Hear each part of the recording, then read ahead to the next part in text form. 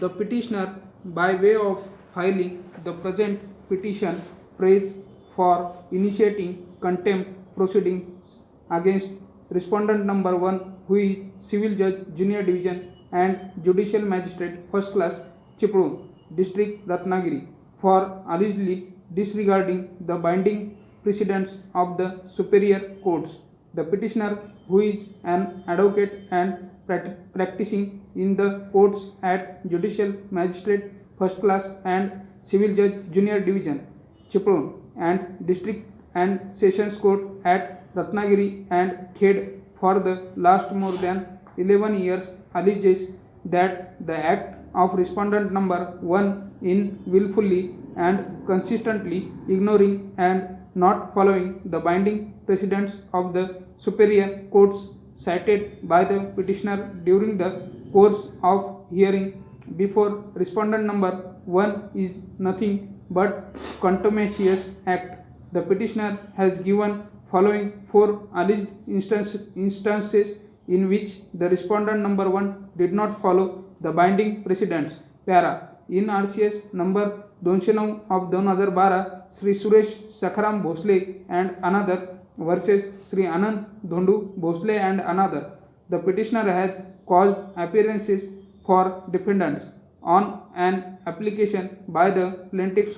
Therein an issue was framed, namely 4A, do the plaintiffs prove that the sale did executed by defendant numbers 1 to 8 is barred by the provisions of Consolidation and Fragmentation Act, for short the said act.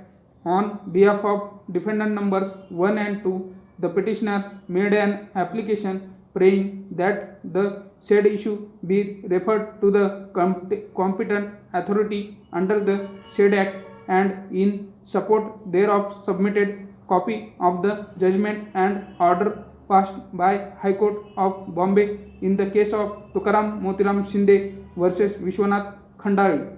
Respondent number 1, while rejecting the application, did not even refer to the said judgment and passed a cryptic order. Para. In DV application number 28 of 2017, Srimati Seeman versus Sri Mohsin, under DV Act, the petitioner has caused appearance for respondent husband.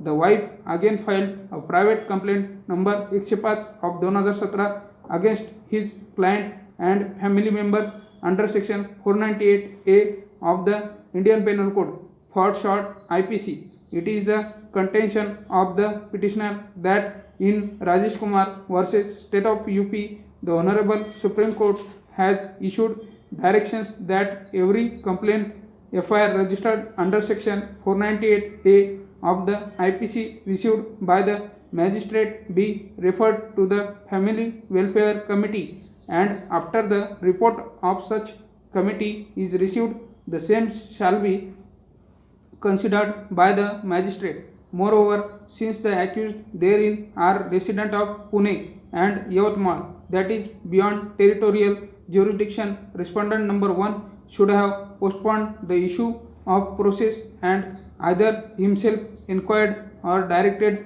an investigation by the police. However, the respondent number 1 did not follow the ratio laid down in judgment in the case of Rajesh Sharma Supra and the mandate of provisions of the Code of Criminal Procedure 1973, for short the CRPC. Over.